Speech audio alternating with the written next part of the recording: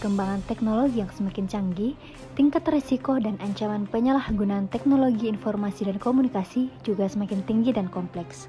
Kejahatan siber atau cybercrime lebih mudah terjadi dan telah menjadi isu prioritas seluruh negara di dunia saat ini.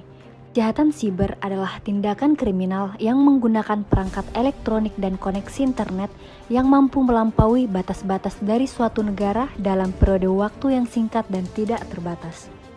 Contoh dari kejahatan cyber itu sendiri yaitu malware, perangkat lunak berbahaya, pencurian data, menyamar menjadi pihak berwajib, bertransaksi ilegal, membajak sistem komputer, dan bahkan peretasan email. Kejahatan ini tentunya merugikan semua masyarakat.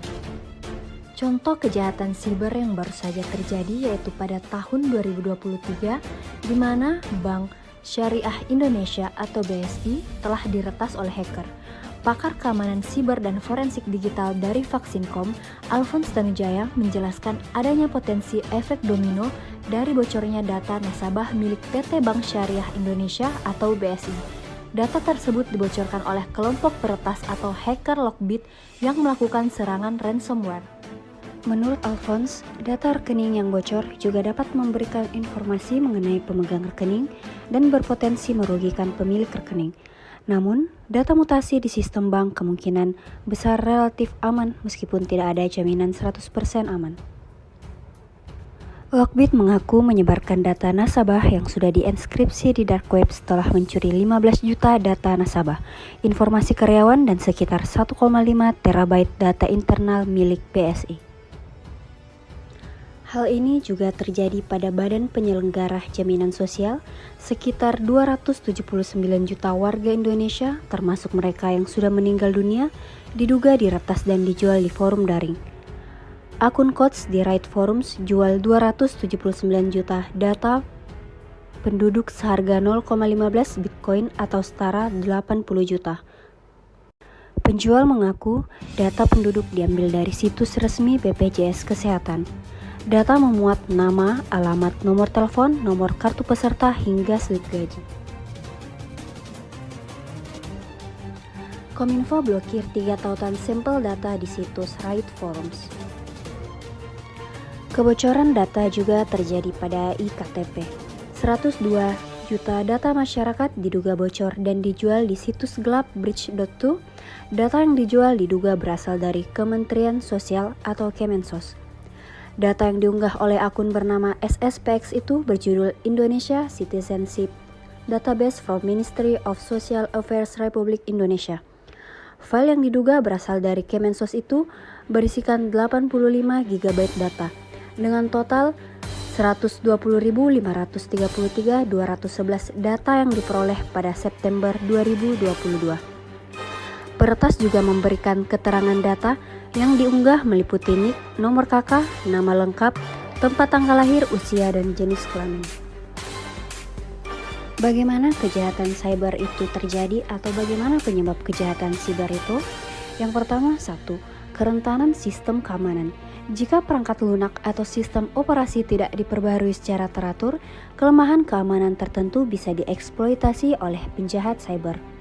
2. Kurangnya kesadaran keamanan.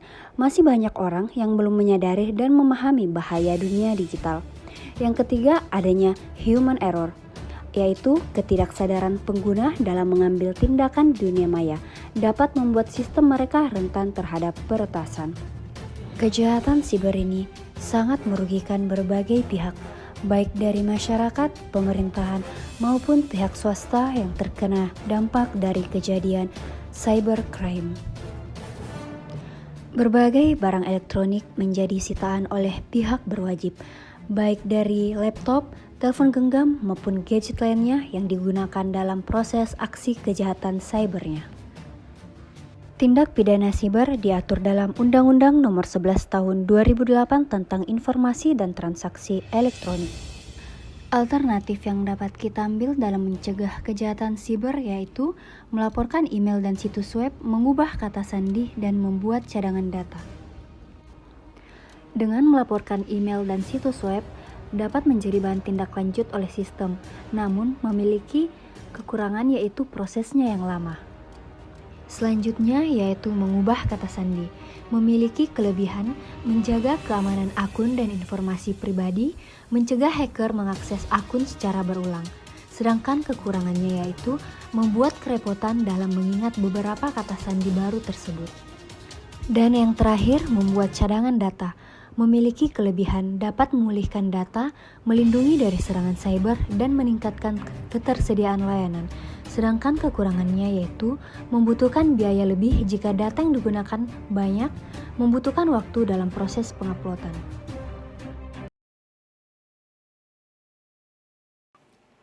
Tentunya di era yang serba digital ini, kasus penipuan juga sudah menggunakan teknologi, yaitu dengan adanya kejahatan siber atau cybercrime. Menurut saya yang harus kita lakukan yaitu tentunya dengan memprotek diri kita sendiri. Dengan cara kita harus sering menggali atau kita harus melihat berita atau informasi tentang kejahatan-kejahatan cyber. Biasanya kasus yang menimpa seseorang itu akan tersebar luas sehingga itu dapat menjadi pembelajaran untuk diri kita sendiri untuk memprotek diri kita sendiri. Sehingga kita tidak terjebak dengan kasus kejahatan cyber yang sudah terjadi.